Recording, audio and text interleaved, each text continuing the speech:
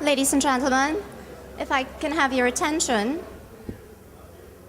we're about to begin the program.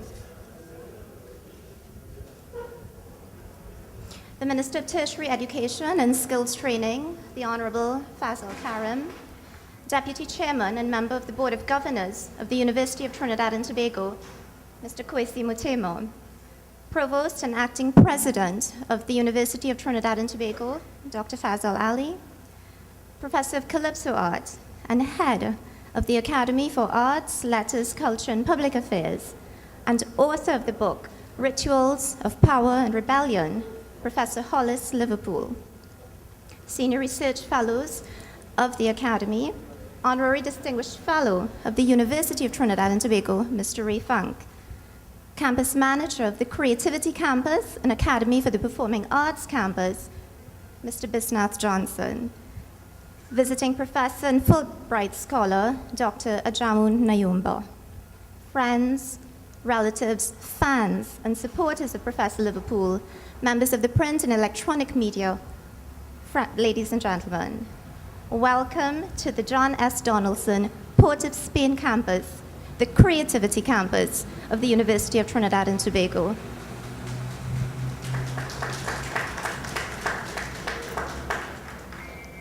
May I ask that at this time we stand for the singing of the national anthem of the Republic of Trinidad and Tobago, please.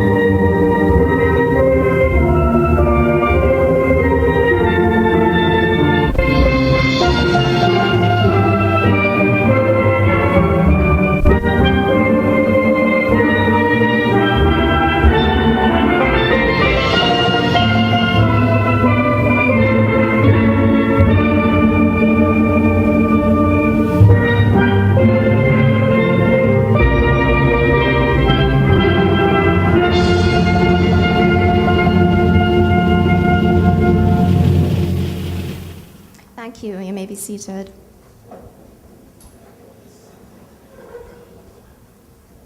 The University of Trinidad and Tobago and the Academy for Arts, Letters, Culture and Public Affairs at UTT join with Professor Liverpool in welcoming you to the launch of the book, Rituals of Power and Rebellion. Before we launch into the program of events, we would like to present the following information to you with regard to your safety while on this campus. These guidelines are provided by the Office of the Campus Manager. Please be advised that there is no evacuation drill planned for today. In the event of an emergency, an alarm will be sounded, which requires complete evacuation of the building. Once the alarm is sounded, all persons must follow the following instructions. Take your personal belongings, if possible, and calmly exit the room. Walk orderly and briskly to the nearest exit to leave the building. Do not attempt to use the elevator. Once outside, head directly to the muster point and await further instructions. The muster point is located outside the basketball court, which is to the middle of the campus. Remain calm and in your group at the muster point. Do not attempt to re-enter the building unless advised to do so. And we thank you for your attention during the safety briefing. UTT, under the auspices of its Academy for Arts, Letters, Culture and Public Affairs, welcomes you again warmly to this most momentous event and a milestone in our country's history and culture. The book, written by UTT's own Professor Hollis Liverpool, has received worldwide fame and is credited as being a source of academic and cultural authority, putting into context, and I quote, the social, political, economic, and cultural forces which inadvertently came together to create the greatest show on earth. It was our intention, and it continues to be our hope, that you will accept this gift as part of UTT's contribution to the 2013 Carnival season. But we would also like to add that this launch marks UTT's continuing celebration and gift to the citizens of Trinidad and Tobago in this, our 50th year of independence. As we move forward, we would like to share some of the academic brilliance contained within the pages of this masterpiece. I now invite to the lectern our very own Dr. Kim Johnson. Dr. Johnson, I feel the same. Dr. Johnson joined the Academy team in 2007 and has brought his expertise to various research projects, including the history of the steel pan, ways of hearing, and a study of music in the Caribbean and the Americas. His very latest projects include a series of film documentaries, one of which we hope will soon be screened to an international audience. Please welcome to the lectern, Dr. Kim Johnson.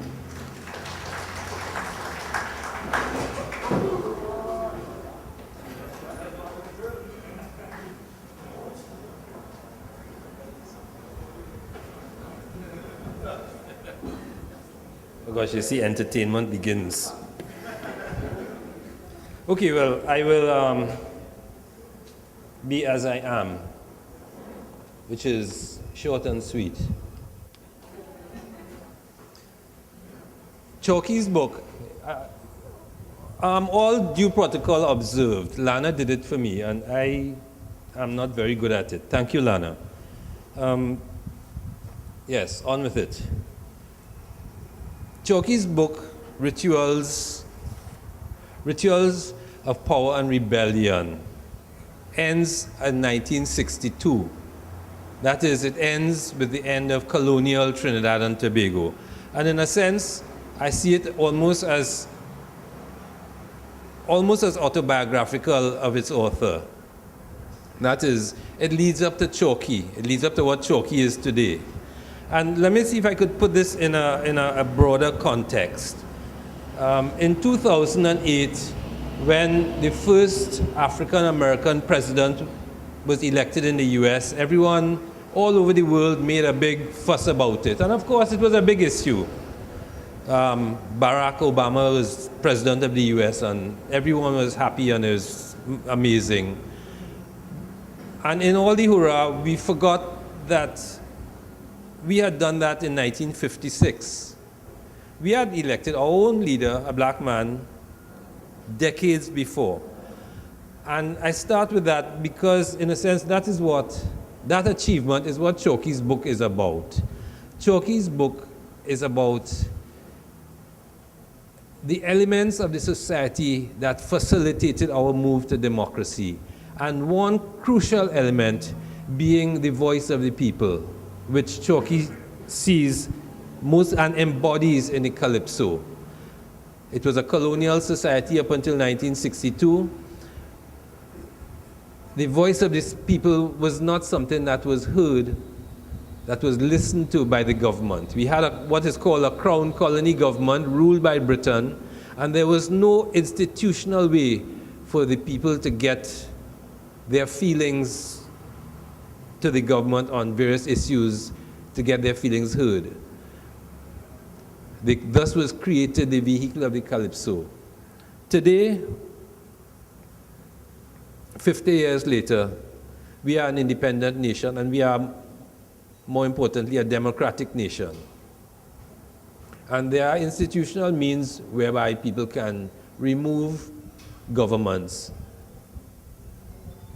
But that is still a very slow 5-year process.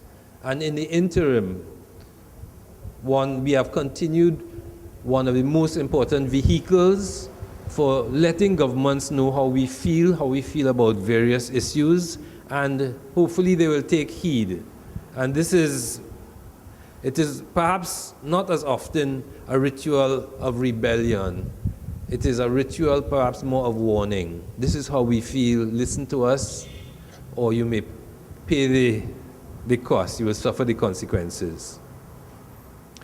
I think that is at the heart of this important book. There's another aspect which I refer to him as Chalky, but perhaps I should, on a auspicious moment like this, give him his proper title.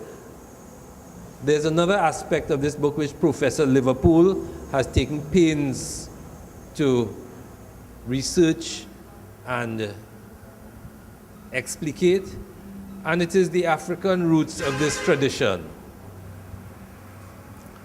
Now, I myself, who did some research into the steel band, have my ideas on how this tradition has influenced our culture here today. And I think what I discovered in relation to the steel band applies equally to the calypso and many of the other cultural forms Professor Liverpool writes about. And it is something like this. In many of these cultural forms, there may be an influence from other cultures. In the case of carnival, people talk about carnival coming from France, coming from Europe, from the Roman Saturnalia, and things like that. What Professor Liverpool has identified is that the basic impulse for the carnival as we know it, as it is practiced, and it has been practiced in Trinidad and Tobago, is an African impulse. I would, and this is not Professor Liverpool's point of view necessarily, but this is mine, I would suggest that to deepen our understanding of that impulse, it is to say that it is an African impulse as took root in Trinidad or in the Caribbean. That is, it is an African impulse as it grew up in close proximity with other peoples. And it is also an African impulse as it grew up in the extreme and horrendous circumstances of slavery. It is an impulse that was deprived from a direct connection from its originating motherland, and therefore had to improvise. I said I've written about the steel band, and we know that the pan is an improvised instrument. Nobody set out to make this. People were making do with whatever they have. And we still do that. Similarly, the early Calypsonians and the Chantwells, they had to improvise because they were cut off from their sources of inspiration. And in improvising, they did what people do less frequently back in the continent, which is they took from whatever they saw around them. Whatever was useful. In the case of the Calypso, they borrowed instruments, or they may have borrowed musical scales, but the basic impulse was still an African one. I think that is at the heart of Professor Liverpool's book, that and the significance, the very important role in our society and our democracy of these spokespeople, these people who express what is in our hearts, our fears, our aspirations, our dissatisfactions, our loves, our likes, our dislikes, embodied by the mighty chalk dust. Chalky, thank you for your contribution. Ladies and gentlemen, thank you for being here.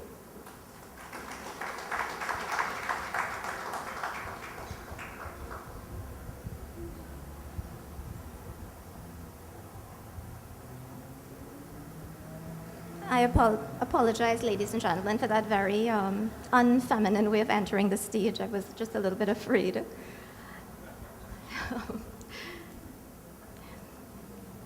In 2005, Alaskan judge, carnival enthusiast, and adopted Trinbagonian Ray Funk was awarded honorary distinguished fellow status by the University of Trinidad and Tobago. He has since given freely of his time, energy, and archives to various research projects at UTT. And these include the Virtual Museum, Cricket Lovely Cricket, and the ever-famous, in collaboration with Professor Liverpool, Dr. Dust and the Judge. Please welcome back to Trinidad and Tobago and to the Creativity Campus, Mr. Ray Funk.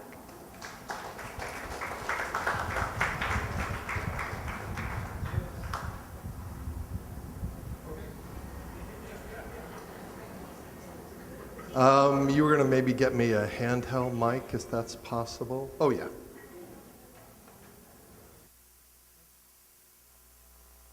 Make noise. Oh, there we go. Thanks, Katz.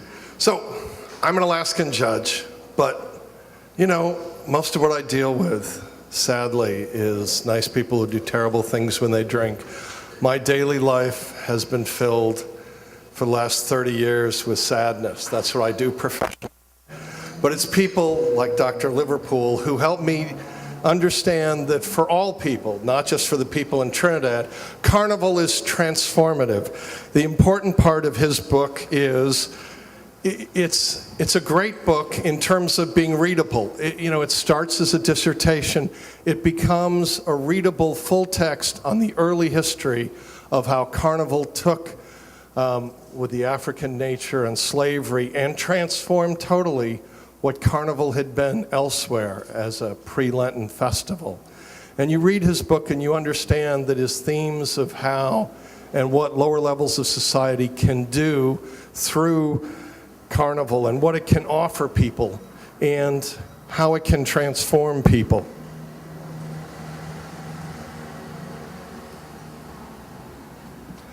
And from the book he says, one of the salient points that have emerged out of my discussion with masqueraders is the fact that not only did they use the masquerade to assert their freedom to dance and jump and play mass regardless of government laws and regulations, but that on Carnival Day they were changed into different men, powerful men, as in West African tradition. Masqueraders in Trinidad were no longer themselves, but assumed the characters they played on Carnival Day. Stop! Stop!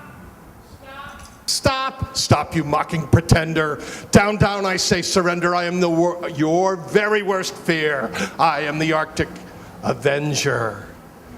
You cannot hide, you cannot run from a mystic marauder of the midnight sun. It is these traditions of Pierrot Grenade and midnight robbers that allow and excite people to take out pieces of their lives and transform them. One of the first times I came with Kim, we were going over to see somebody who was at Bishop's Antley, and so I sat there and I watched a whole bunch of high school girls who was using being midnight robbers to talk about things at home in a different way, and it almost always seemed to involve older brothers who drove them crazy. And so their midnight robber speeches were all about how did they need to gnaw on the bones, not just kill their brothers and every member of the family, but gnaw on the bones. It is this ability of that kind of traditional Carnival. And when people come down, when I tell people that, as they know, I've been coming here for my whole time as a judge, 14, 15 years, I think they have an image of, all those beads and feathers and bikinis, and I tell them, no, that's not why I come. I come to watch the Calypsos talk about what's going on. Calypsos are all a mystery to me. I mean, for someone from outside the culture, listening to Chalky sing is a struggle, because to understand one of his calypsos, you have to know 50 things that went on in local politics. I catch some of them. Some of them are, easier for me to understand. He uses proper names as like rocks dropping in a pool of water. So from them you see launched all kinds of images in people and things that go on. And that's the kind of thing that he talks about in his book on how Calypsonians take and use their ability with words to move beyond it. This is beginning of chapter 12. One of the most important concepts that emerged from my interviews with the Carnival players is the fact that during the masquerade on Carnival Day and in the Calypso tent and steel band yard, masqueraders, steel bandsmen, and Calypsonians are filled with power. It is a power which sets them apart from the average citizen. And like the West African traditional masqueraders, they are no longer themselves. Moreover, they speak for the average citizen in their songs and masquerades. And when you think of all the original names, the names of power, of Attila the Hun, of Executor, and you think of the name that Dr. Liverpool chose many years before he became Dr. Liverpool. It was chalk dust. He was an educator. Behind him has always been, beyond being a performer and a competitor, and will you see him out there tomorrow night competing? Absolutely. Is he very, concerned about he needs to win another title? He's working at it. And he wants everybody to be caught up in his songs. But he's also about educating. And his book is the kind of textbook that I think, yes, you can read it straight through, but it's also fun to come back and look at parts of it. He is one of those who believe that you didn't just look at other books when you do dissertations, and you didn't try to make it so abstract nobody can understand. His book is filled with Midnight Robber speeches, with text from Calypso. And this is a vision of that kind of complex wordplay. Now, I've been lucky enough to have listened to him year after year in the tents, and see him down in San Fernando, and see him again and again on the stage. And I've been lucky enough to work with him on some educational entertainments that we call Dr. Dust and the Judge. Next year is the 80th anniversary of the first time Attila and Lion go up to New York and start singing Ugly Woman, and sing about what it was like in Woodbrook when suddenly the first Graf Zeppelin comes over here and people are terrified. And we'll be doing a presentation next year that you can wait for. But one of the things in looking at history is he is built in, and he is, Calypsonians at the top of their game are tapping into the spirits of what frustrates common people and giving them voice. And he did things that I was lucky enough, the thing I've most enjoyed of coming down here over all the years, I'm a prop for Chalky. In fact, I tell people I've gotten to be the nefarious white guy.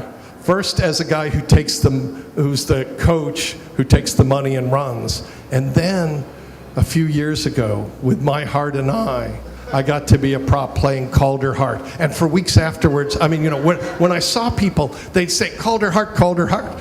I just didn't want to get arrested. But when you think about that, see, it's on the internet now. I have these friends in Alaska who only see me in the black robe in the courtroom. And then I tell them, come look at this. And they look at it and they're like, what goes on? Because the song is complex, and I try to explain, at the time, the Prime Minister had a heart condition and had gone to Cuba to get that done, how Raleigh at the time was an attack dog, how there was this guy Calder Hart, and people were wondering.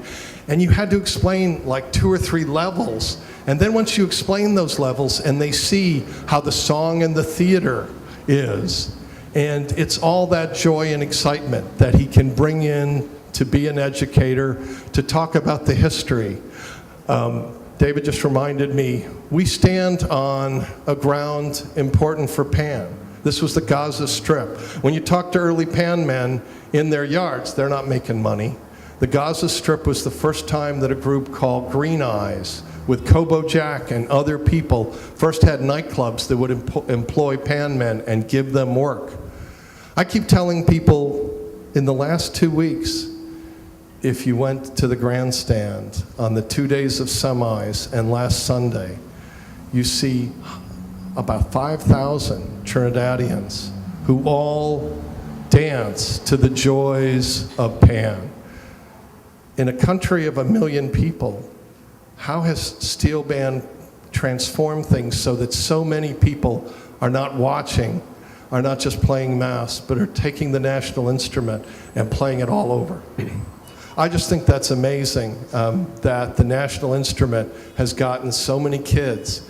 And one of the problems when people play Pan in America, I was sitting next to 2 of the teachers, and I was saying, what you need to do is film their feet, because when Trinis play Pan, everything's moving, and the joy of watching the kids, and how Carnival in its various pieces, whether it's people having fun in those bikinis, beads, and feathers that don't interest me, whether it's a Midnight Robber, or the Dame Lorraine.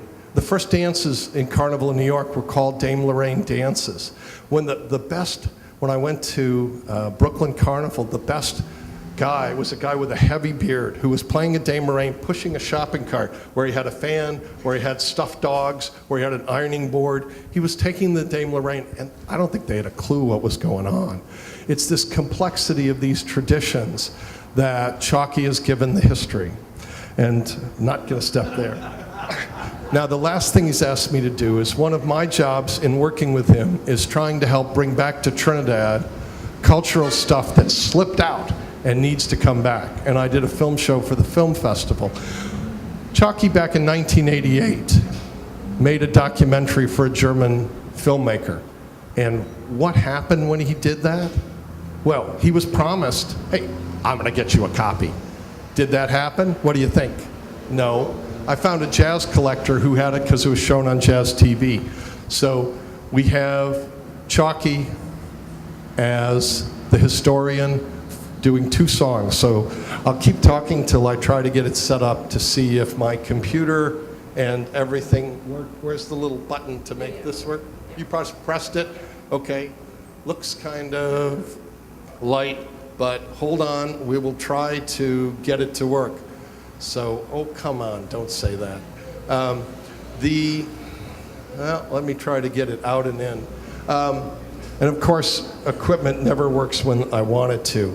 The point is that there's documentaries like this that have not been shown in Trinidad, and they haven't been shown because they're not available. Okay, tell me this computer. Go to DVD. And I showed pieces of Sparrow.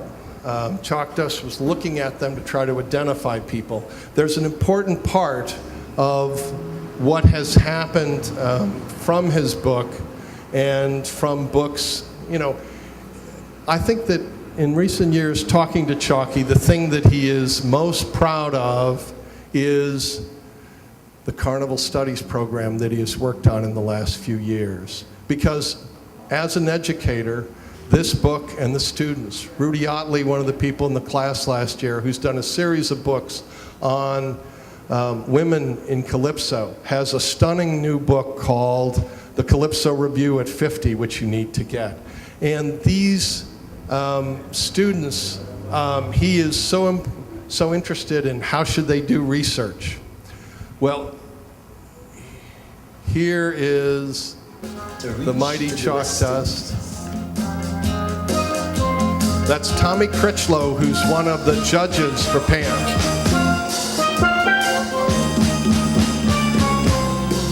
I'm a slave from a land so far. I was caught and I was brought here from Africa. I'm a slave from a land so far. I was caught and I was brought here from Africa. Well, it was licks like fire from the white slave master every day. I down on my knees, and it took weeks and weeks to cross the seas to reach to the West Indies. Then they made you work. Oh yes, I work. Good Lord, no pay. And then I toil and toil and toil and toil so hard each day. I'm dying. Yeah, Lord, I'm crying.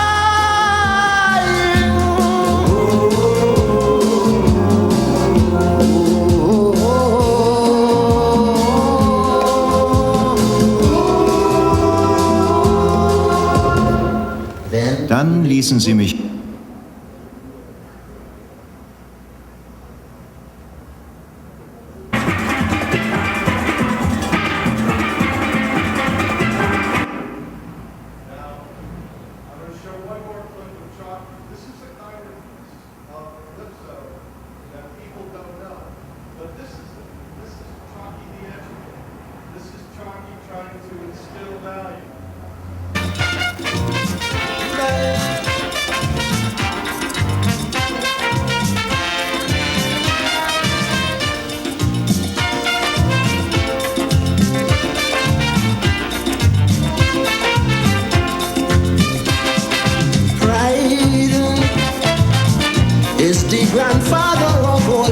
choose.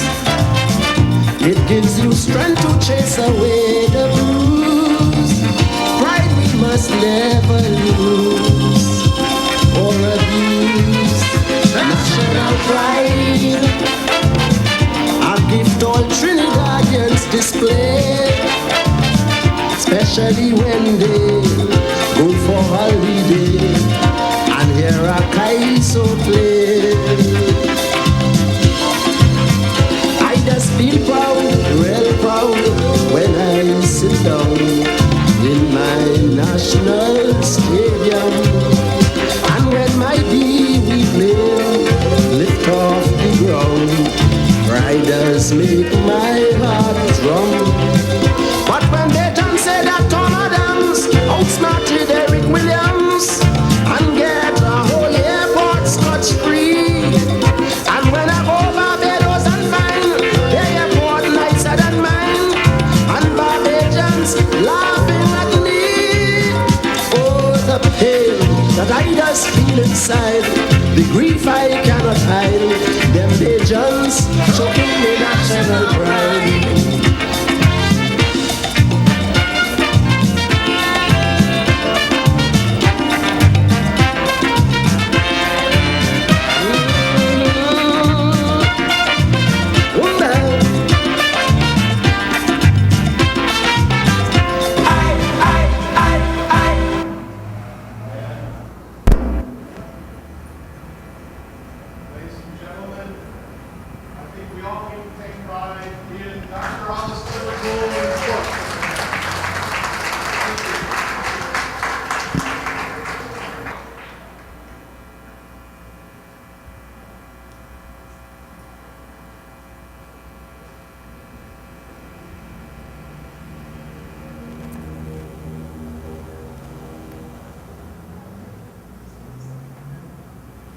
Thank you, Ray.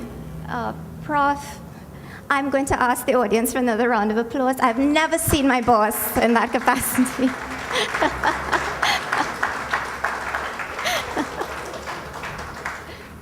And Ray, I want to ask publicly that we get maybe a clip of the clip, because I'm sure all of UTT would want to see this, and we would love to have it posted on the intranet. Yes?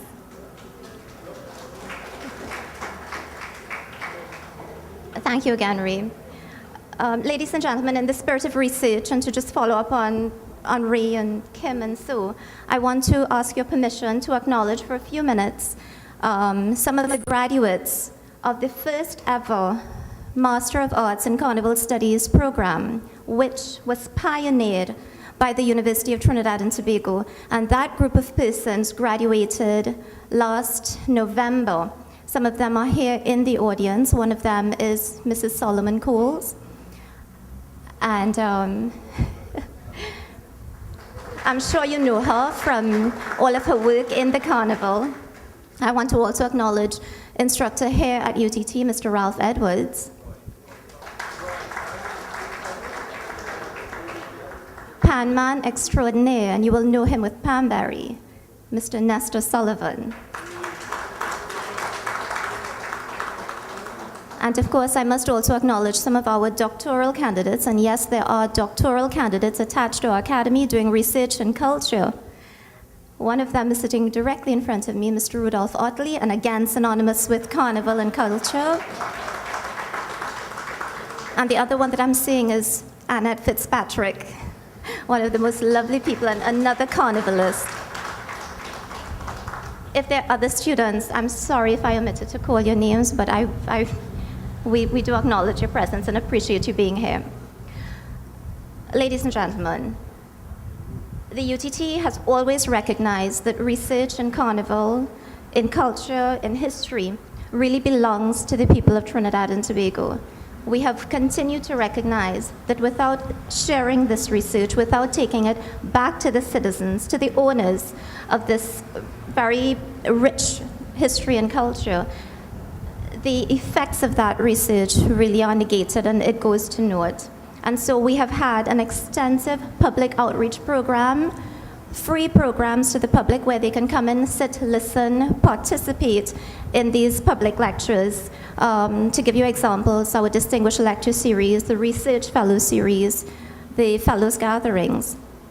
All are programs which we have extended to the public to invite you into the university community so that you can share in this with us. This extensive public outreach program could not happen without the continued support of our Board of Governors. And to bring you greetings on behalf of our Board of Governors, I now invite warmly to the lectern Mr. Mutemo.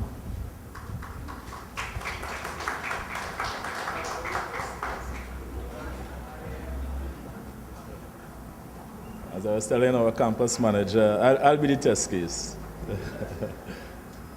Thank you. Senator, the Honorable Fazal Karim, Minister of Tertiary Education and Skills Training, Dr. Fazal Ali, Acting President and Provost of UTT, Professor Hollis Liverpool, Head of the Academy for Arts, Letters, Culture, and Public Affairs. Let me also add, should also welcome the mighty chalk dust as well, many times Calypso Monarch. Mr. Bisnath Johnson, Campus Manager of the John S. Donaldson Campus, as well as Napa. Mr. Ray Funk, our Honorary Distinguished Fellow, thank you very much for that information you shared. Dr. Kim Johnson, Dr. Ajamu Nayumba, our Visiting Professor, our Master of Ceremonies, Ms. Lana Allard, staff, students, specially invited guests, members of the media, all present. And good morning. Thank you for having me here.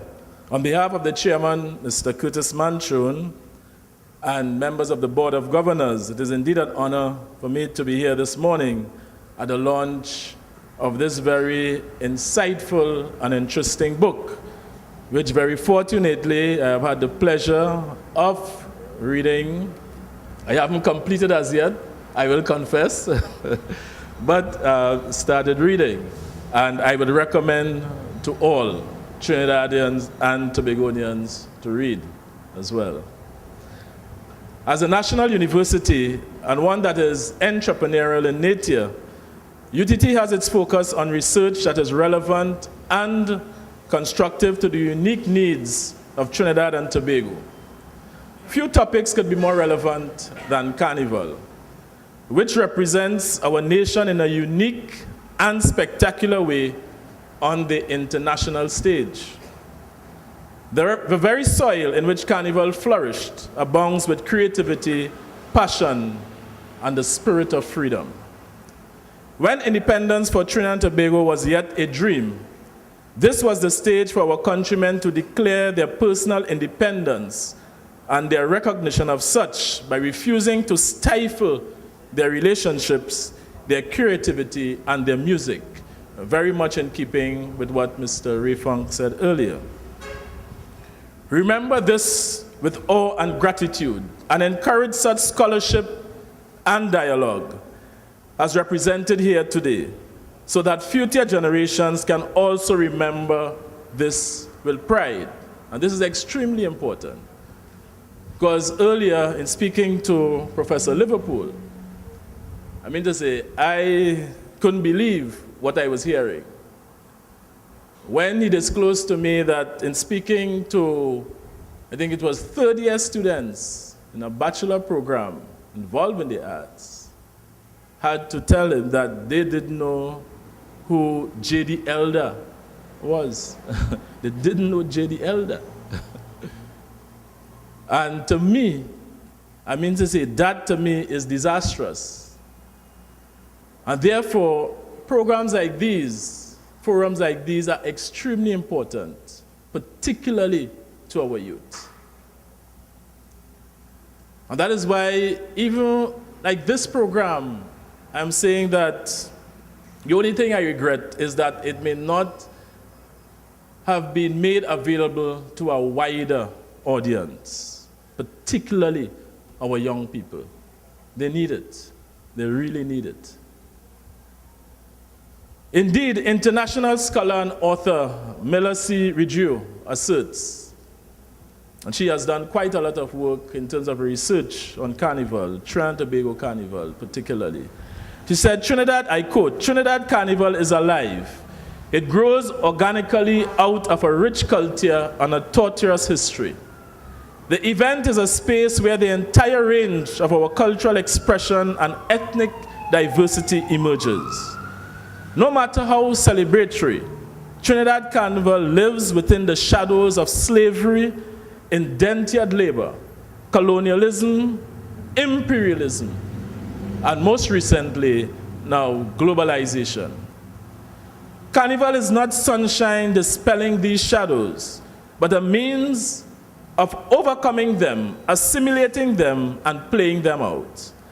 Carnival is a celebration of freedom, but not only or even mostly individual freedom, but social, collective, national freedom, a liberty that is tenuous and hard-won.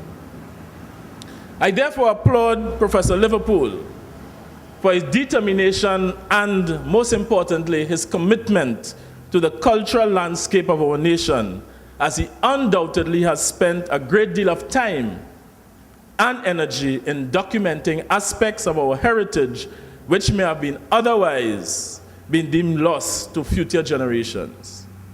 Indeed, we cannot help but note that further prestige is added to the work, not just because of its important content and contribution, but also because of the man himself behind the research. You know, it is not just someone coming from that standpoint of just an intellectual, but someone who has been there in practice, as they say, laboring in the vineyard through the years. Or as they say in the Calypso art form, someone who has paid his dues. Professor Hollis Liverpool is a cultural icon who we are fortunate to have at the helm of our Academy of Arts, Letters, Culture, and Public Affairs, where seminars, workshops, and publications are conducted to propel the culture of Trinidad and Tobago forward. Chogdas, as he is fondly known, is a man who has truly lived Carnival and has the expertise and awards to prove it. Having acquired a PhD in history and ethnomusicology, and also being the recipient of the prestigious Nicholas Gillen Lifetime Achievement Award for Philosophical Literature, Professor Liverpool stands well qualified both academically as well as practically to inform us all.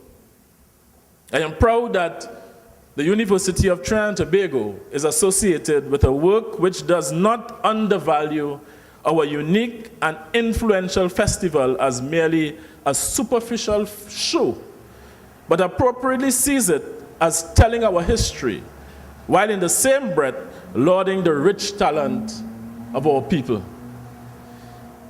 To me, the timing of this launch is also significant, as it takes place in the height of our Carnival festivities. It reminds us, therefore, that Carnival is not just about fete and bacchanal, but more so about the preservation and manifestation of the intellectual capacity and creativity of our people. Something I think that we so critically need to address. I think as a nation, as a society, we need to look at our overall programming for Carnival.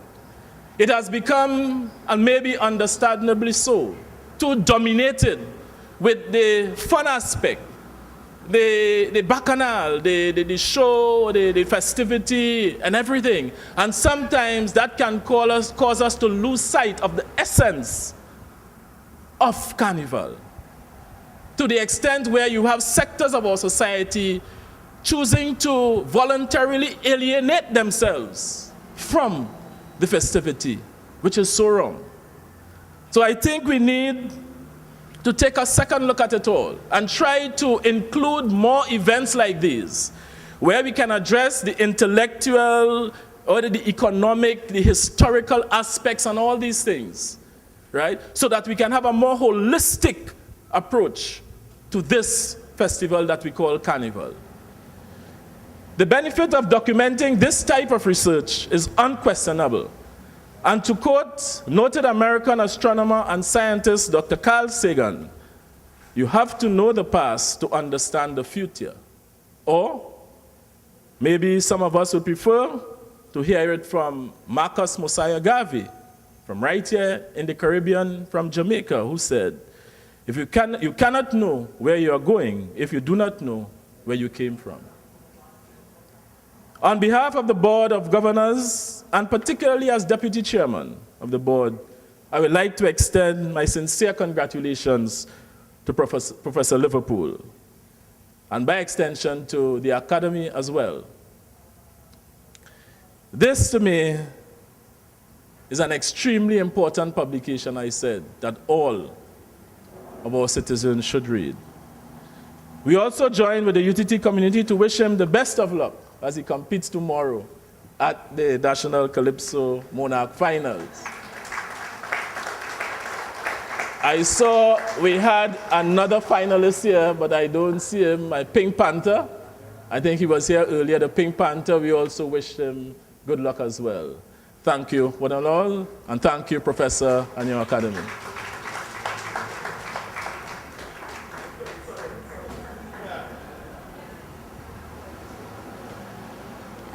Thank you, Mr. Mutimo, and thank you to the Board of Governors.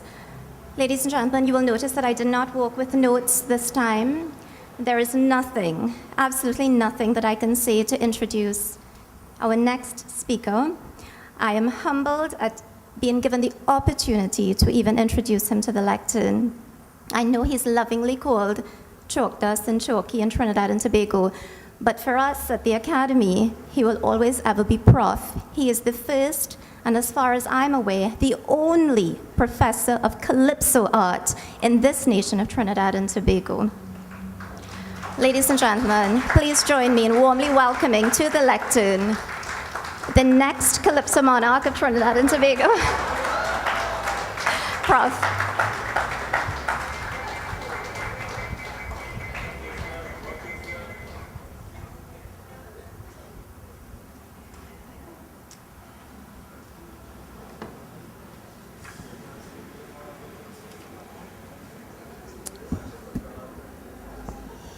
Honorable Minister of Third-Tier Education and Skills, Senator the Honorable Fazal Karim, Dr. Fazal Ali Provost, Deputy Chairman and Board of Governors, Mr. Kwesi Mutema, distinguished ladies and gentlemen. I decided to write this book, or I should say the motivation for me to write this book came from my preoccupation as a teacher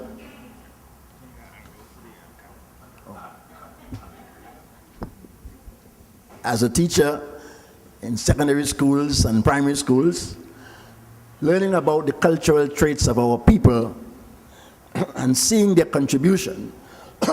I remember being at University of the West Indies and listening to Dr. Bill Revere, who was telling us that so much of what we have contributed have not been written. And we have been learning and writing the histories of other peoples. And so I decided to do a PhD in Carnival. And when I went to UE first, and I asked them to do the PhD, they told me at UE at that time that it couldn't be done because the resources were not available. And you couldn't do a PhD on Carnival. You can do a PhD on wars and etc. and economics. So I decided to tell UE, well, you're wrong. And so I decided to, that's why I happened to end up in Michigan, cold Michigan, with the white professors doing African history and ethnomusicology. And all of them were white. But I happened to meet one of them who had written a history of East Africa. And so he became one of my professors on the advisory council. But the central argument of this study is that from the 18th century, with the advent of the Europeans and Africans, traditions of festivity brought to Trinidad by migrants were practiced and developed in what became known as the Trinidad Carnival. And by a complex interplay of ethnic and class lines, the Europeans and Africans and the Indians afterwards used their traditions to create masquerades, songs, and dances for a variety of reasons and purposes. Some aimed at dominance, others aimed at survival, still others merely tried to enjoy themselves. But the Africans, native as well as Creole-born, as the most populous group on the island at the time, applied their West African traditions, their values, and their principles, which they as adults brought to the island. I used to have a professor who used to tell me that those persons who came here were big men and women, and most people think it's little boys. So that from 1783 to 1962, I've stopped at 1962, they reveal continuity and change. And they use their traditions and their carnival practices to resist the attempts by the British colonial government and the elite to oppress and control them. And in the carnivals of 1838, the whites and the Africans participated in many West African traditions. And after 1838, when enslavement was ended, the majority of whites refused to participate in the street carnivals or in most forms of carnival activity. So during the 20th century, a number of whites and free coloreds again began to participate for a variety of reasons. Some even tried to change the traditions and the practices of the African working class. And I showed in the book that there were distinct changes in the carnival in 1838, in the 1860s, and around 1900, the late 1930s and 1960s. And most of these changes were accompanied and in many cases caused by historical events that affected the political, economic, and social institutions of the society. The changes involved major shifts in the structure and content of the music and the masquerade. And those changes brought on other things, etc., other things that showing different people doing at the time. Accordingly, in terms of the hopes and complexities of the people, there emerged a complex nature of relationships between an oppressed lower class and an elite who aimed at protecting elite economic and social interests, between an emerging African middle class and an African lower class, between Africans bent on keeping their traditions and Asian identities who looked down on such traditions, between whites proud of their European ancestry and free coloreds who assimilated many African customs, between a society that was rich in creativity and one that looked down on the creativity that involved lower class elements. And the study seeks to historicize these events and changes that took place in the carnival so that young scholars will better understand the social site at which the unspoken riposte created by relations of domination found expression, and the paradigms by which Trinidadians guide their behavior and thus mark their identity. And by rendering historical the events, I hoped, through the book, to explain more lucidly the positions, identities, and behavioral patterns of the people. And in that way, the Trinidad Carnival can be compared with others at different points in time. After completing my master's, as I said, at UWI, I tried to get this thing going, and many persons, as I said, were objecting to it. And I did it because I felt that if our carnival is to be accepted at that level at different universities, that it needs a PhD dissertation. And sometimes it's only when you do things at this level that other universities will see the greatness of our carnival. So I try to do it at PhD level so that other universities will not see it just as folklore. You know, long ago they used to see all what we have as just folklore, especially in colonial times. The cultural activities of the masses were looked upon at best as folklore that was not worthy of historical study or could not be studied because documents did not exist. I found all the documents in England, London. I found all the documents there. Bards, Edgar Wiley, Bumpart, Wilson, Spree Simon, Tarzan, Austin Nolte, Fitzvaughan, Bryan, Nelson Keating, George Goddard. I was so happy to catch them before they died. In fact, some of them used to tell me, as you talk to me, Chalky, there's somebody just died. And I spoke to them. And as an active Calypsonian, I was able to talk to people like Beginner and Irie and Cypher and Christo, all dead now, and Spitfire and Radio, etc., who all gave me the benefit of their experiences. And you take all those experiences and you analyze them, etc. For example, one of the stories that Cypher told me, not Cypher, Irie told me was that, and Kim would like to know this, where's Kim? He left. And as Spitfire told me, he says, what all you're studying and studying about Pan? You know who started Pan? A Chinese man started Pan in the savannah. The first man to beat a Pan was a Chinese man in Trinidad and Tobago. I say, what stupidness is that? So when he told me, it passed through 1 year and come out the other. I say, I ain't taking on. And one day while going through the old papers in the library, the old library in Belmont, going through all the old papers, I had a paper in 1941-42. I saw a headline, Chinese man beaten Pan in the savannah, on the papers. Obviously, that was his first experience of seeing a Pan. So he felt that the Chinese man had started. This Chinese man was beating the Pan to do what? To bring people to him to preach the word of God. And Irie saw it, and Irie felt. So that, in other words, I'm saying that the word nonsense have sense in it. You learn from everybody. Good. So I supplemented all this oral history with extensive research in libraries, archives, carnival booklets, travel literature, old newspapers, and of course, written history. And this historical data have in many ways and many cases clarified the ethnographic, while the ethnographic has posed new areas, historical issues, and questions for further research. I scrutinized all the old photographs, listened to countless recordings and conversations, and above all, I observed the artists at their work.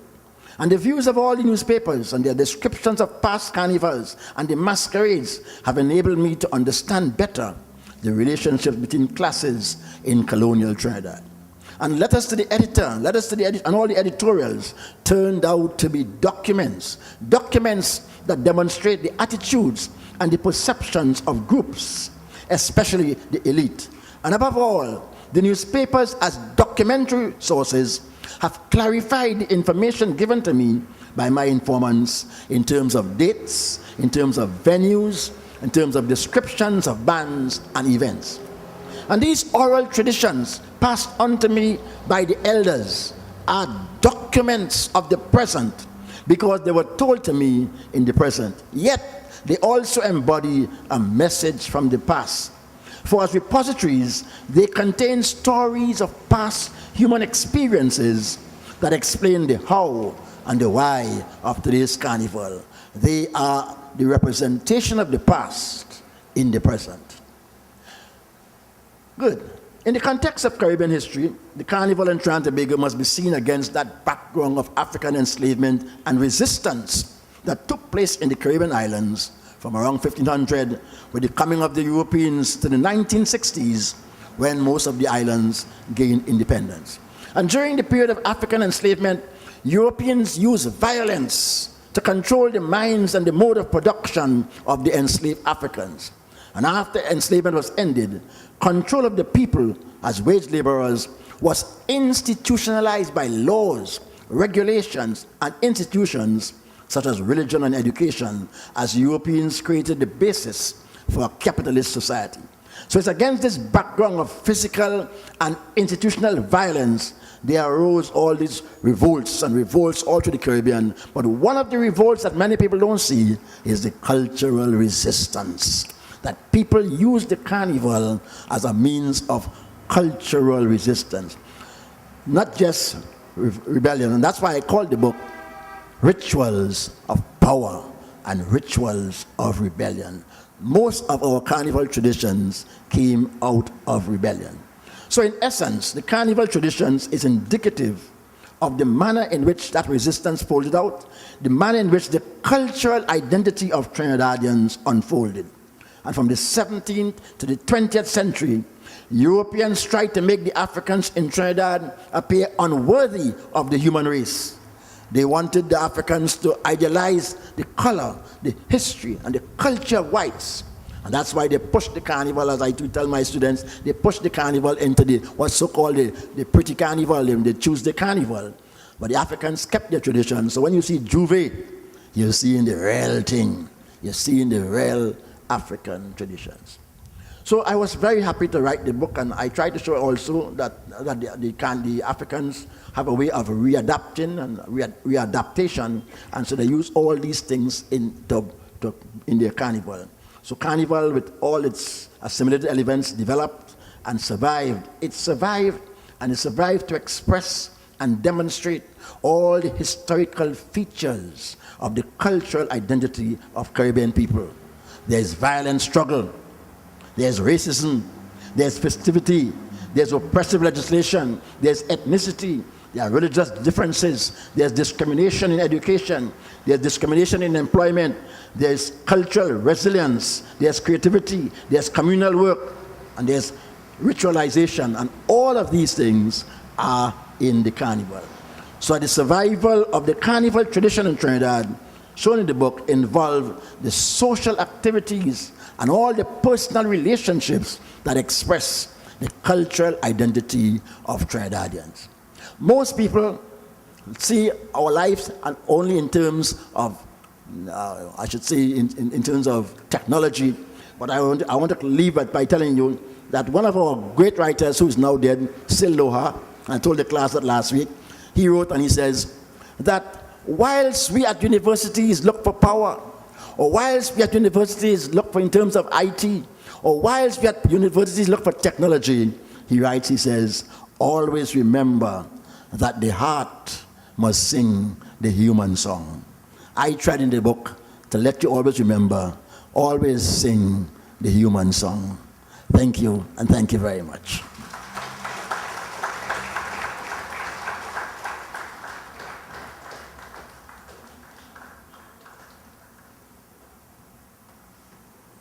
And they were joking that they couldn't see me behind the lectern. Indeed, the heart must sing the human song. I think we will use that later on, Prof. U.S. Fulbright scholar Dr. Ajamu Nayombo is currently an assistant professor in the Department of Economics and Decision Sciences at Clark Atlanta University. Having been awarded a Fulbright, he selected UTT as his research base and has since joined us from earlier in this month. He has very graciously and with much enthusiasm accepted our invitation at very short notice to share from Professor's masterpiece with us today.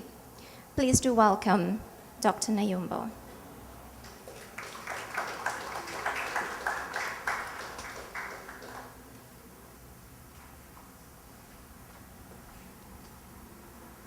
Good morning, distinguished guests, ladies and gentlemen. I am delighted to be asked to read a short section from Dr. Liverpool's book. I'm very familiar with Dr. Liverpool, probably more than he knows, because I was an 11-year-old common entrance student, the first common entrance class of Barata Boys RFC School, when he came to Barata RFC from Teachers Training College. So we have a long history, and subsequent to that, we had some meetings when he served as the Director of Culture. And then I think in 2005, we met on the intellectual arena, and we shared some differences in ideas, and hopefully this 6 months that I'm spending at UTT would help to clarify to Dr. Liverpool that we really have the same ideas. My task today is a tall order because it was very difficult to choose a selection from this book to read. However, I've been here since January the 4th, and I let my experiences as a PAN man guide me pretty much in most of what I do. So let me just give a little context in which I chose the piece from Calypso the Classics from Dr. Liverpool's book, Rituals of Power and Rebellion. Very quickly, we know that we about 5 months ago, celebrated the 50th anniversary of Trinidad and Tobago's independence. One of the things that Dr. Eric Williams, in my view, didn't do, and that is also a perspective held by, say, for example, a group of scholars from the University of the West Indies at Mona. They are called the New World Associates. Dr. Williams and other leaders of the Caribbean didn't do a good job in decolonializing the Trinidad mine. So much so that people like George Beckford, I believe, have said that Caribbean people still tend to look to outsiders for ideas about ourselves. And to put that in better context, those of you who have been following the Panorama know that this year Andy Narell has arranged for the second time for Panorama. And I still question very much why he was allowed not only to arrange for a band, but if you notice, it was the only tune that was played by a band that was not a calypso with lyrics. Then I went to the kiddies, the junior Panorama, last Sunday, and one of the persons who was doing the announcing was help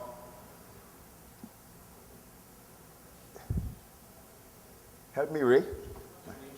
Janine Remy. Now, Miss Remy came from Madison, Wisconsin, Dr. Remy, and she actually came to Trinidad on a Fulbright at the University of the West Indies. And they really rolled all the world capital, so much so that she ended up taking up residence in Trinidad, and she's been living in Trinidad for more than 10 years.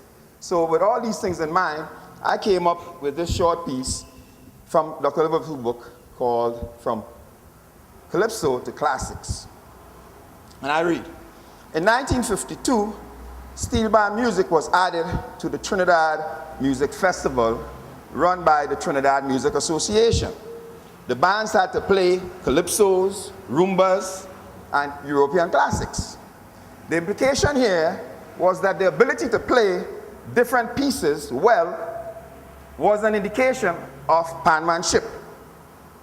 Although British adjudicators felt that panists could not handle classic pieces well, the panists yet continued to play them.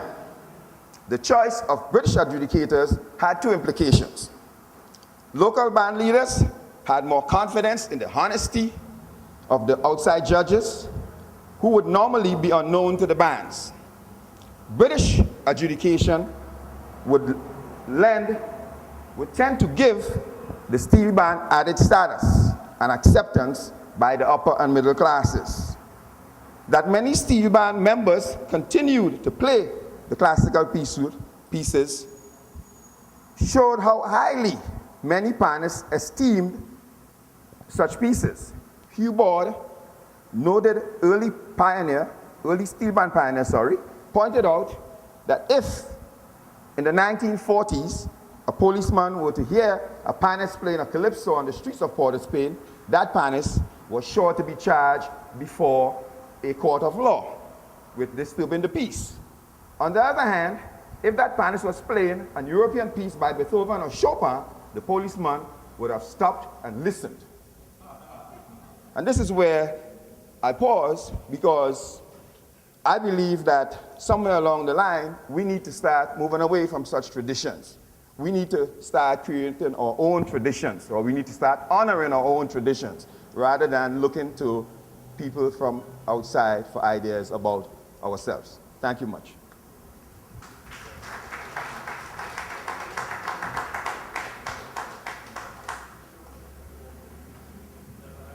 Thank you, Dr. Nyumbu. Ladies and gentlemen, last week Tuesday, and not yesterday, last week Tuesday, I got a call at around 7 o'clock in the morning from Prof saying, Lanu, we have to launch the book. And I said, which book, Prof? And he said, Rituals. And I said, I know, I have approvals and I have confirmations for the 24th of February. And he said, no, Lanu, you don't understand.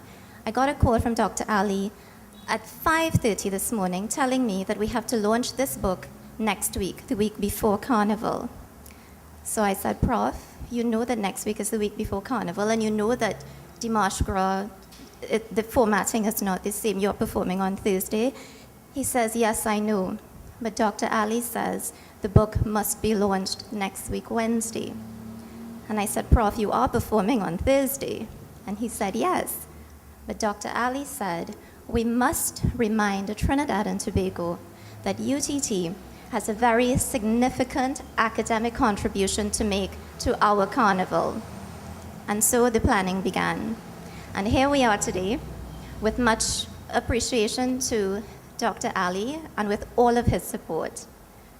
Please welcome to the lectern our Provost, Dr. Fazal Ali.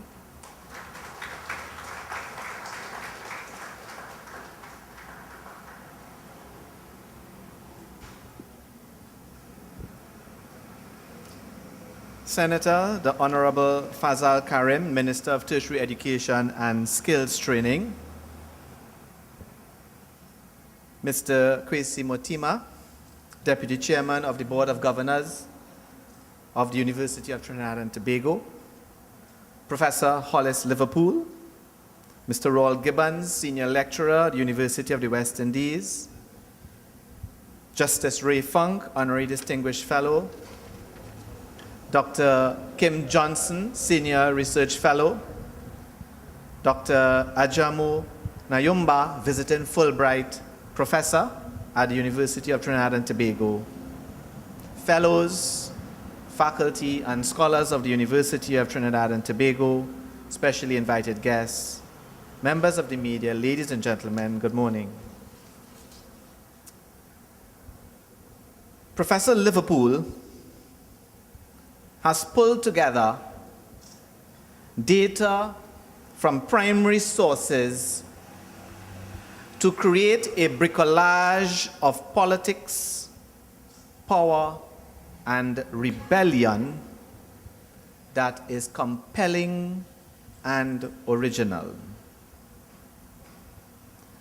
The work is referenced with elaborate endnotes and a bibliography that cites sources from the Public Records Office in London, the Foreign and Commonwealth Office, London, the Spanish protocols held at the National Archive here in Trinidad and Tobago, papers of the Trinidad and Tobago Legislative Council, pamphlets, recordings of radio programs, and axial texts in history and political economy.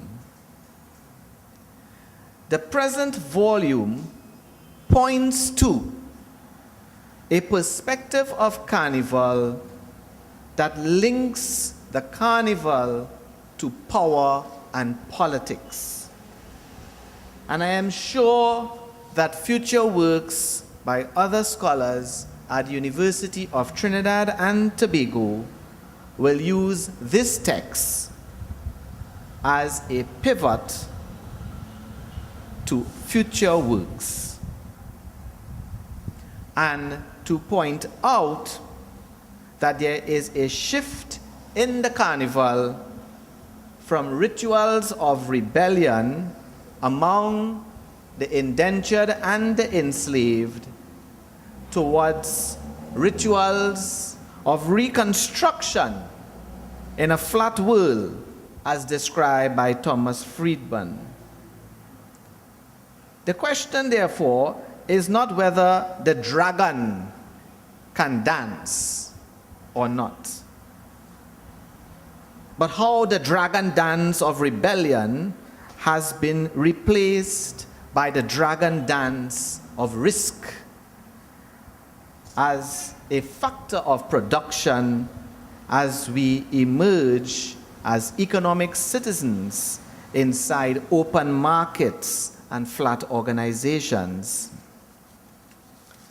The present volume brings out of concealedness the tapestry of rituals and planned rebellions orchestrated in conclave in Shango Palais in St. James and Laventille from 1763 until independence in 1962.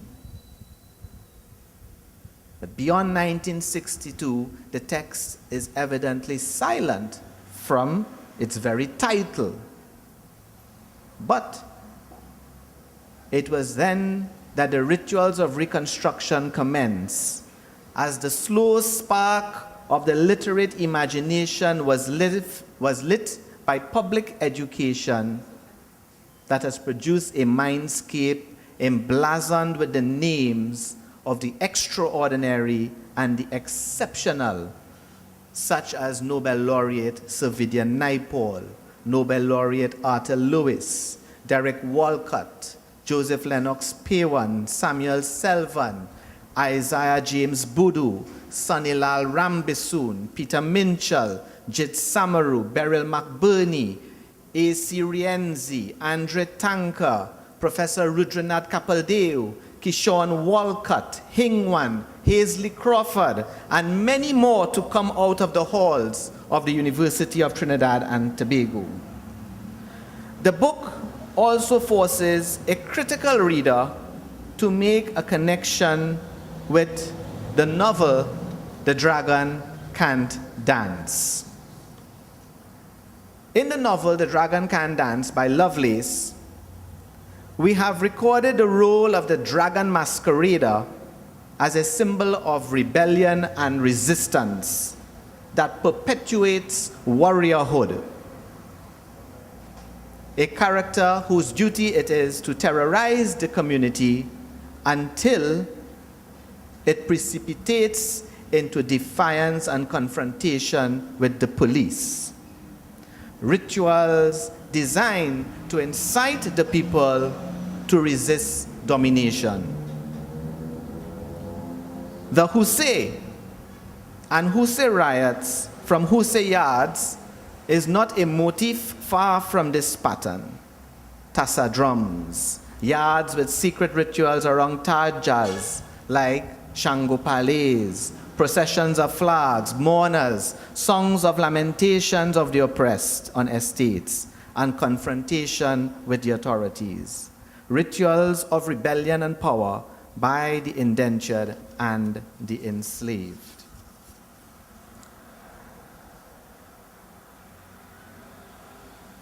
Howard Gardner, professor at Harvard University, in his text, The Unschooled Mind, traces the link between the works of the unschooled child and the works of a genius adult practitioner.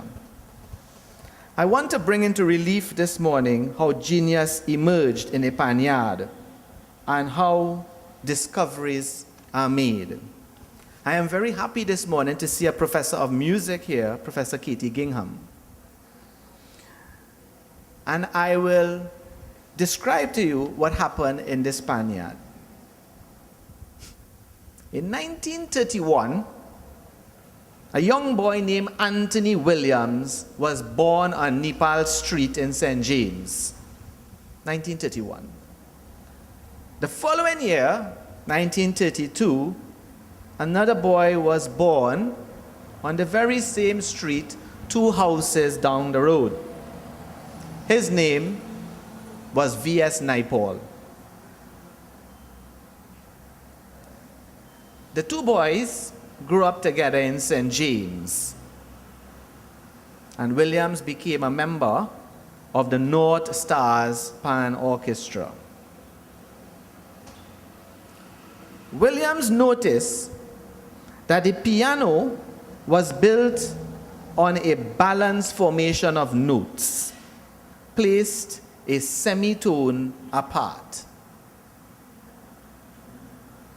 In another text written by another distinguished UTT scholar, Dr. Kim Johnson, we find the following interview extract. This is what Anthony Williams said, and I will quote him. Northcote was the first adjudicator to adjudicate in a steel band festival in 1952. This is what the young man who lived on the same street with Sir Vivian Naipaul is saying. Northcote was the first adjudicator to adjudicate in a steel band festival in 1952. When he was leaving Trinidad and Tobago, he was given a ping pong. He returned in 1956 to adjudicate, and he said he didn't learn to play the ping pong because it lacked balance formation. He continues, we know that the piano is built on a balance formation. Notes are placed in a semitone apart, but the pan developed in a random way. Notes were placed anywhere. So you will get some notes with fourths, thirds, minors, thirds, octaves, sevenths, and so on, sort of mix up. And he said he couldn't play it because it lacked a balance formation. Young Williams, the young man who grew up with our Naipaul, continues, well, I at the time was working on the spiderweb pan, which is based on the cycle of fifths, which is balanced. So since then, that is the only pan with a balanced formation. It's based on the cycle of fifths. He continues, I discovered the octaves played an important part. So I wanted a pan with octaves corresponding. Before the spider web, we had C, F, A, because the ping pong developed from a tenor kettle beat. That was a major chord. Correct, Professor Gingham? Correct. That is a major chord. Steel band developed on a major chord. Mi, do, so, do, mi. So that was the major chord, and it developed on that. So on the ping pong, you had so, do, mi, there. So I counted the semitones from C to F. C, F, A is so, do, mi, 2. At that time, I didn't know anything about F or anything like that. I just counted the semitones from C to F and found that there were 6. And I counted from F to A and found it was 5. So I put B flat there. And I keep counting 6 all the time and work it out in the cycle of fifths. Without knowing anything, the cycle of fifths was discovered.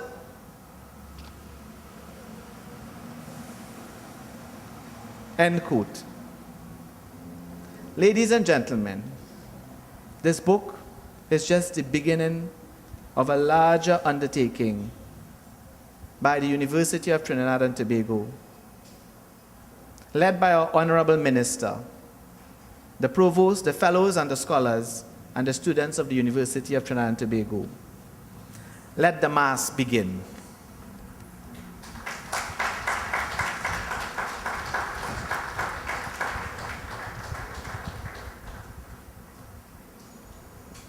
Thank you, Dr. Ali. Ladies and gentlemen, we are graciously joined today by our line minister.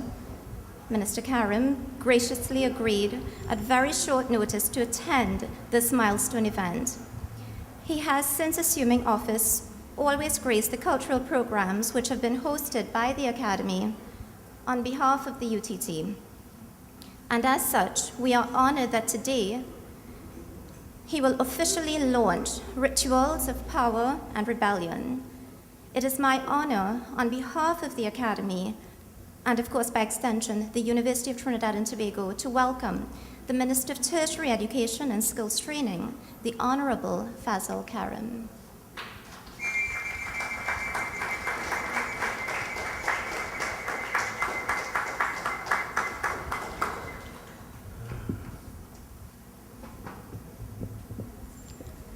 Thank you very much, Madam Chairperson, Ms. Lana Allard, Program Administrator at the Academy for Arts, Letters, Culture, and Public Affairs, University of Trinidad and Tobago. Mr. Kwesi Matume, Deputy Chairman of the Board of Governors, UTT, Dr. Fazal Ali, Acting President and Provost of the University of Trinidad and Tobago, Professor Hollis Chopdas Liverpool, Head of the Academy for Arts, Letters, Culture, and Public Affairs, Mr. Kenneth Blake, Professor Liverpool just advised that you were here. We want to welcome you to Trinidad and Tobago. Chairman of the Carnival Committee of the U.S. Virgin Islands, Mr. Justice Ray Funk, Honorary Distinguished Fellow, UTT, welcome home after 14 or 15 years of coming every year. In his absence, Dr. Kim Johnson, Senior Research Fellow, and we advise and we look forward to another launch of the history of the steel pan. Dr. Ajamu Nayomba, Visiting Professor, Son of the Soil, UTT, and on sabbatical. And as you were speaking, Professor, I recalled George Beckford. I myself, as a student of economics, which I am advised we now teach here, had to read Persistent Poverty. And yes, he did belong to the New World Movement, together with Lloyd Bess, and joined by Carrie Levitt in writing about the plantation economy. And many of those at that time, Mr. Bisnath Johnson, campus manager at this campus, the Creativity Campus and Napa, staff and students of UTT, specially invited guests, members of the media, ladies and gentlemen, a pleasant good afternoon to you. Let me first of all apologize for arriving a bit late, but then I was consoled when I look at the date 1763 to 1962, that we waited for 200 years to have this publication, which was done, I am advised, in 3 years. It was the mighty Duke in What is a Calypso who once said, "I am sure you don't know what calypso is. The words that we rhyme and sing is only half the thing. I could tell you that calypso is more than a work of art. It is a feeling which comes from deep within. A tale of joy or one of suffering, an editorial of the life we live in." Ladies and gentlemen, since calypso is an editorial of the life that we live, allow me to pay homage today to the author, historian, calypsonian, and academic who continues to bring calypso to the forefront of our consciousness, Professor Hollis Chalkdust Liverpool.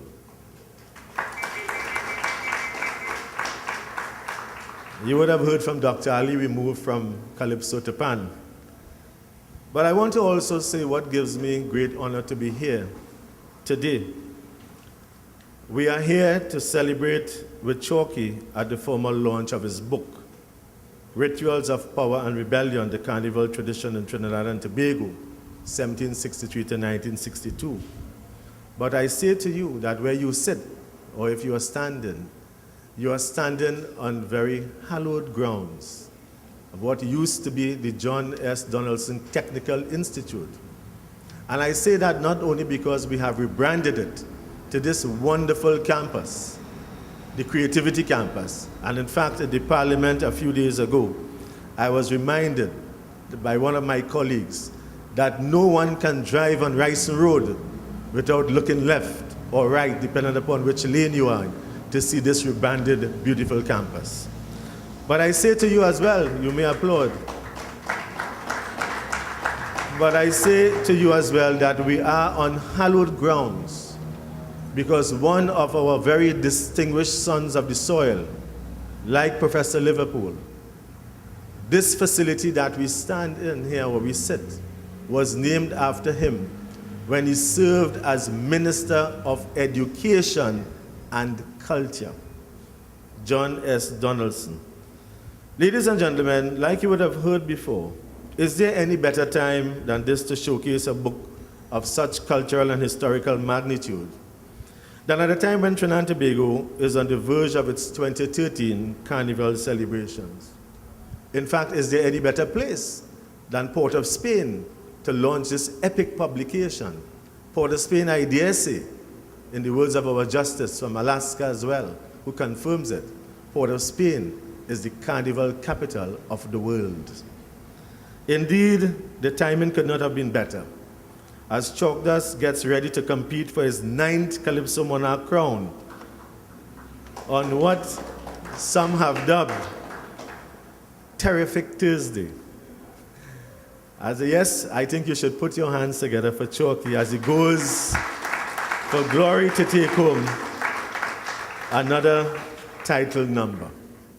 But as I was coming to deliver these few remarks, and I looked at the significant dates in the history of this book, I said to myself, what other dates can I say to the audience that will mean something between 1763 and 1962? Some of which we know, some of which we have learned, or some of which we have forgotten. I will just take a moment or two to remind you of some of those dates which would have contributed to the social commentary history that Chalkdust is talking to us about. In 1797, 34 years after the date of this book in terms of its chronology, the Spanish government in Trinidad and Tobago surrendered to the British. In 1802, Spain seceded Trinidad to the British Crown by the Treaty of Amiens. 1834 to 1838, as Chalky would have told you, would have witnessed the abolition of slavery in Trinidad and Tobago. And in 1845 to 1917, the period of East Indian indentureship. In 1857, the American Merrimack Oil Company drilled what is said to be the first successful well in the world at La Brea, and that may have impacted upon the Chinese man in 1941 playing the steel drum, because as you know, the oil was then placed into steel drums. In 1871, ironically as well, not too far from the date of this book in terms of 100 years, the first telegraph cable was laid at Macquarie Bay, linking Trinidad with the rest of the world. And today we are talking about a digital economy and connectivity.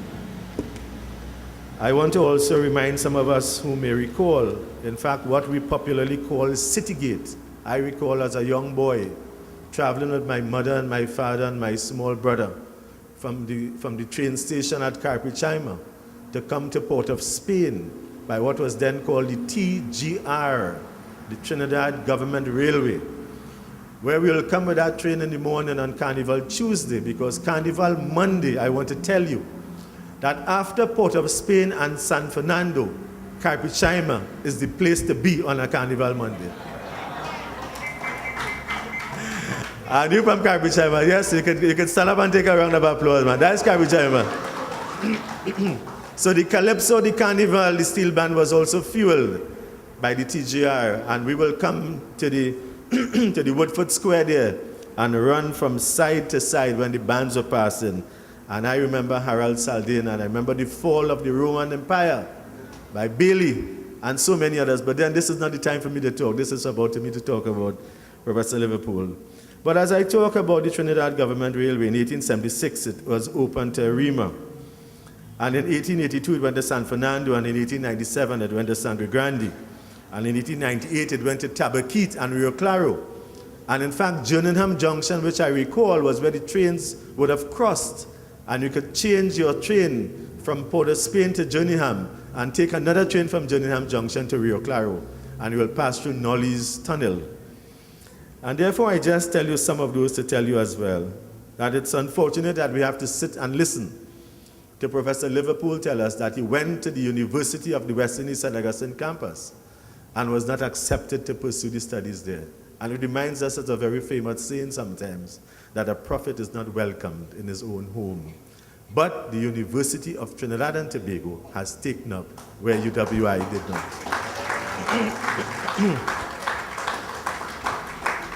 And I will tell you, as I was sitting there, I was saying to myself that a few days ago, maybe just about a week, I launched what I call the National Database in terms of a skills bank. I call it the National Skills Bank. And I was talking about the National Skills Bank in the context of what so many of us refer to as the aging society or the aging economy. And I was saying that we were losing a lot of intellectual power, competence, and capability in the energy sector.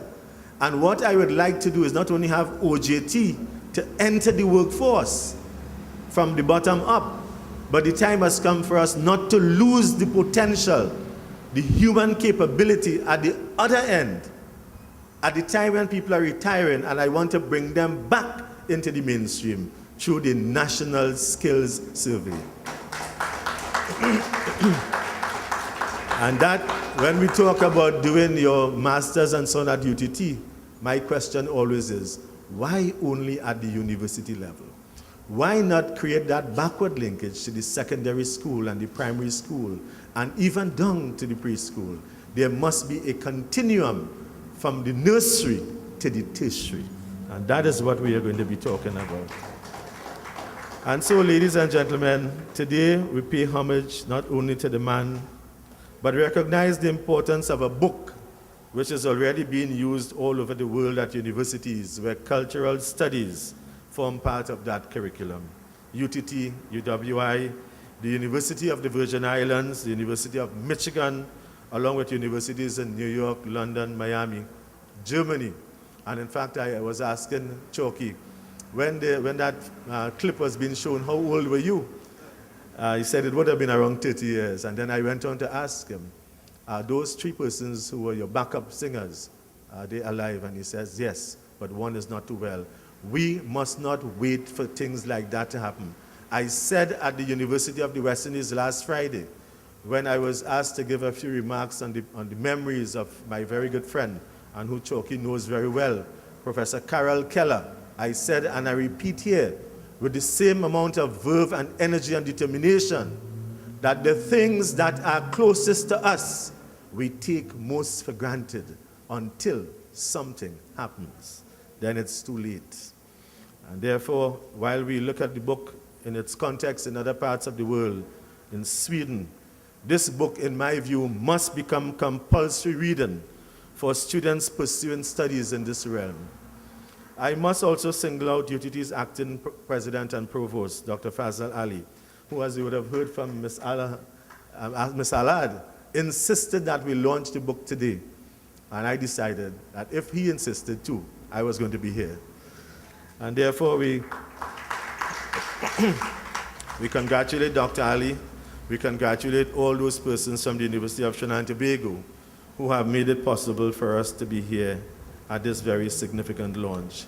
As the National University of Trinidad and Tobago, UTT must play its part, dare I say immediately, to show to the public the seriousness and the importance of Carnival, lest its academia be drowned in the dance and revelry that for many years is the main content of the festival. This study of Carnival by Professor Hollis Liverpool is but a continuation of the work of academics, such as now deceased Dr. J.D. Eldy and Professor Errol Hill, as well as those still with us, such as Professor Gordon Rollet, who I recall as a young man at the University of the West Indies. He became synonymous with the authority on the Calypso, and particularly Sparrow and Dr. Jeff Henry. They, in their wisdom, saw the potential of the Carnival, not only as a way to let off steam or for alcoholism and debauchery to be propagated by some as it is interpreted, but for the development of the human personality, entrepreneurship, and the economic uplift of our beloved country, Trinidad and Tobago.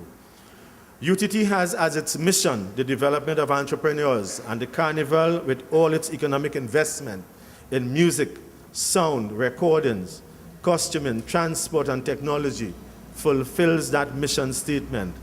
As such, it is up to UTT to seek out the avenues for entrepreneurship which exists in Carnival, effectively allowing the public to focus on the beauty and the business of Carnival.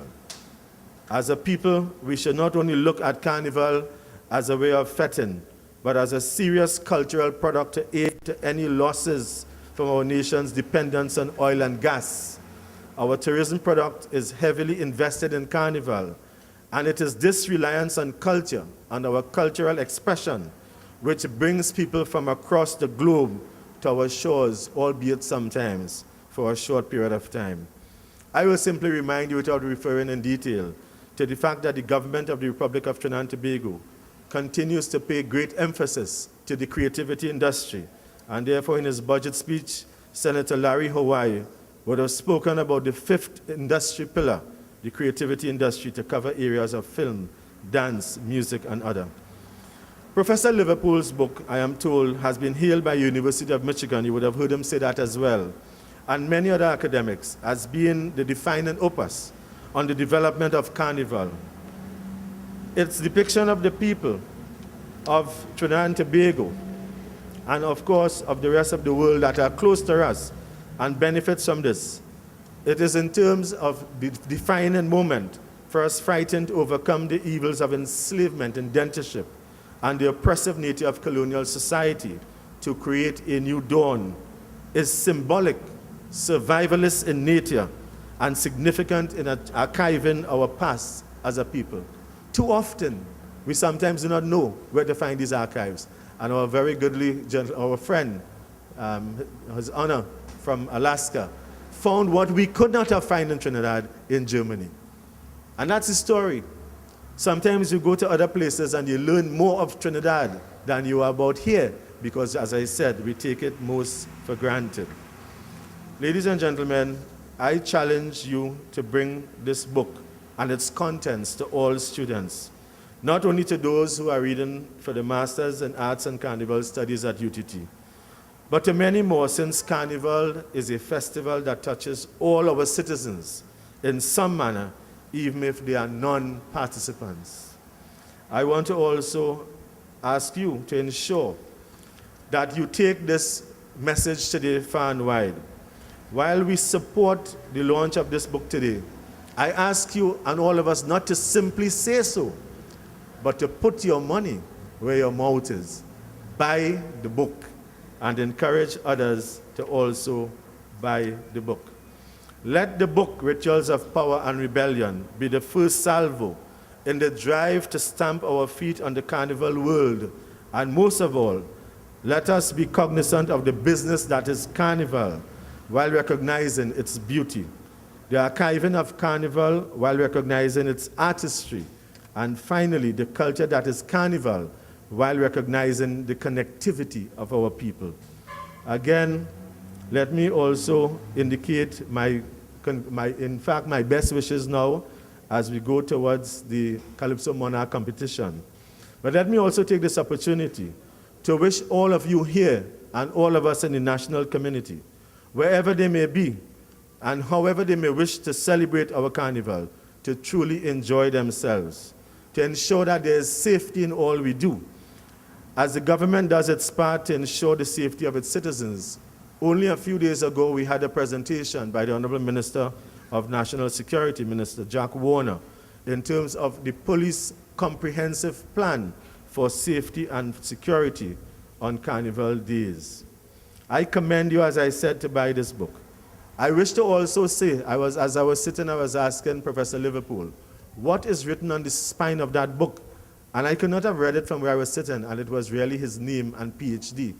But I thought I was going to see, or maybe it was prophetic for me to say so now, that what I thought I was seeing was 1763 to 1962, Volume 1, and 1962 onwards will be Volume 2, our 50th anniversary from 1963 to 2013. And therefore, I wish to also say publicly, I will ask Dr. Ali to ensure that the University of Trinidad and Tobago, Professor Liverpool, gives you the required support to write Volume 2, 1963 to 2013.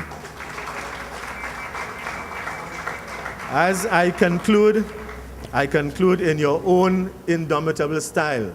I say congratulations, well done, scholastic, epic, historic, magnanimous as well, to you to bring it for us today, to participate in this very historic occasion with you.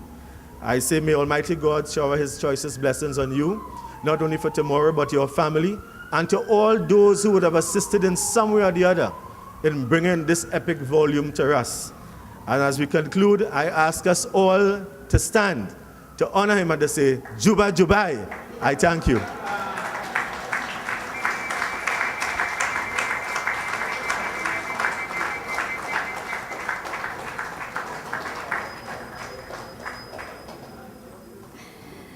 Thank you, Minister, and congratulations, Prof.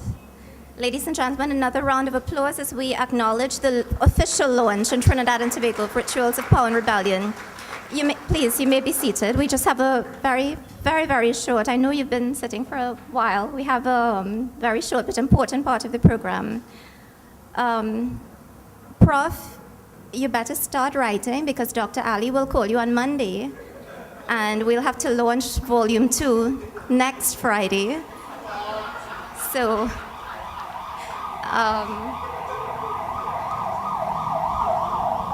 And Dr. Ali, I will be sending the event approval form this afternoon to get the requisite approvals so that there's no further delay.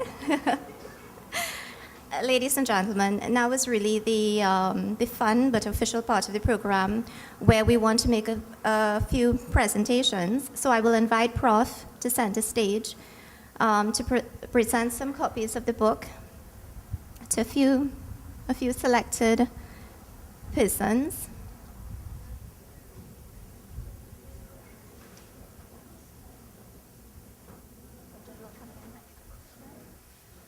Our first presentation, of course, is to the Honorable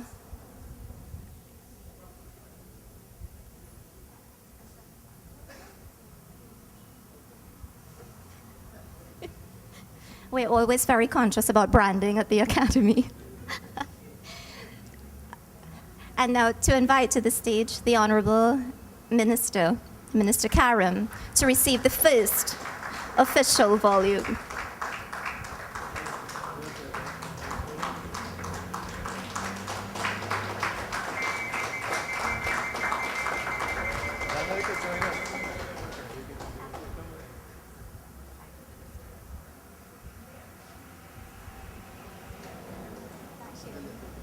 Thank you, Minister. The second person we'd like to invite to the stage is, of course, Mr. Mutema, to receive a copy on behalf of the Board of Governors of the University of Trinidad and Tobago.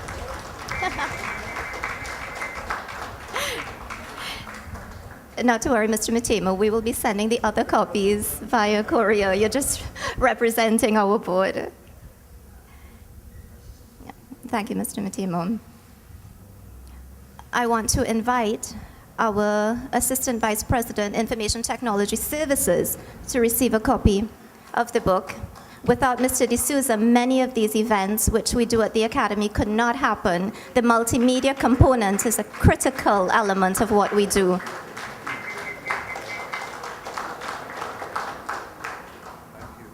Thank you, Mr. D'Souza. And of course, the UTT libraries. The UTT libraries, which is an essential service that we provide to our students.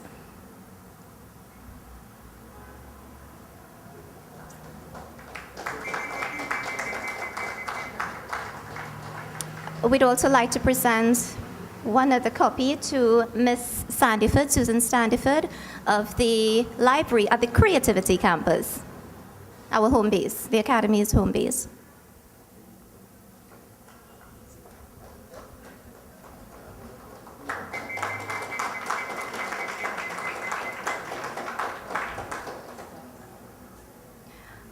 And of course, one of our supporters at the Academy, the campus librarian at the Corinth campus, Mrs. Patricia Bailey Passard. Sorry, the Valsayn campus.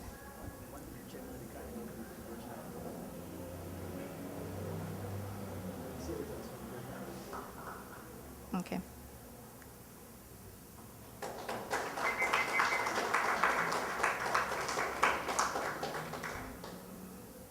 And of course, we continue to be loyal to our home campus.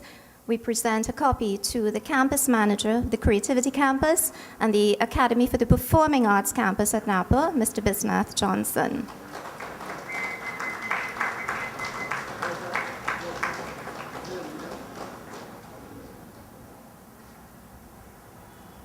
And Prof advises me that we are about to make an extra special presentation to the chairman of the Carnival Committee of the U.S. Virgin Islands, who has so graciously joined us today and is in our audience, visiting the Carnival. Yeah. The chairman of the Carnival Committee of the U.S. Virgin Islands.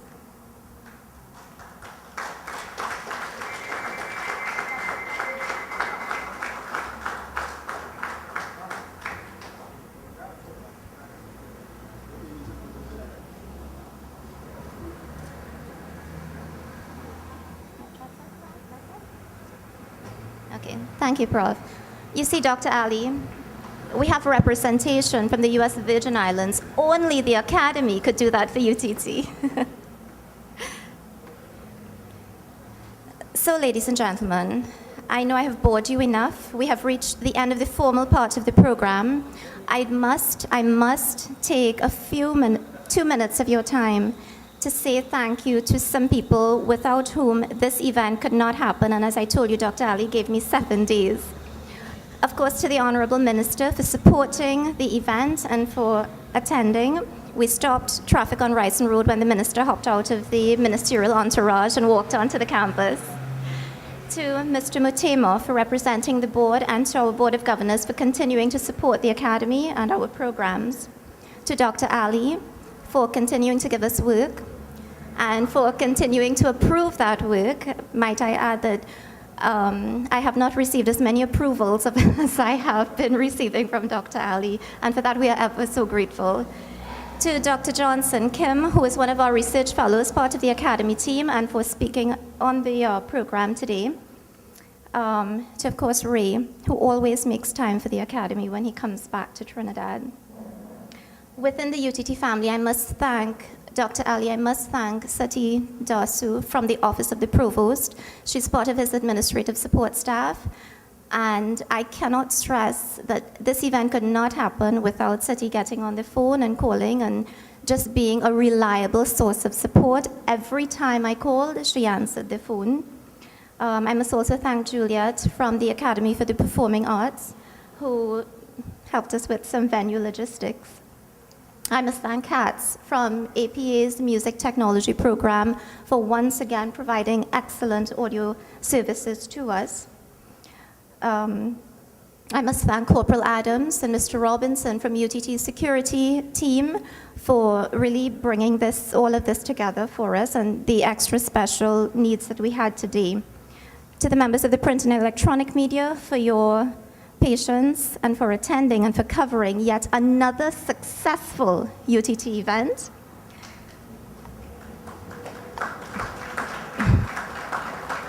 Thank you. To the team members of the corporate communications unit at UTT who are milling around somewhere. And of course, I want to thank on my own behalf, if you would permit me, I must tell you that I work with one of the most innovative, one of the most creative, and one of the most dynamic teams within the UTT family. I'm blessed with the opportunity to be a part of the team headed by Professor Liverpool and manned by Bridget Garcia, by Gansha Mohammed, who is our events specialist, and by Mark Bishop, who is the newest member of the team. And we literally threw him in the pool today and told him, swim, Mark. And he swam well. Ladies and gentlemen, I must also thank you.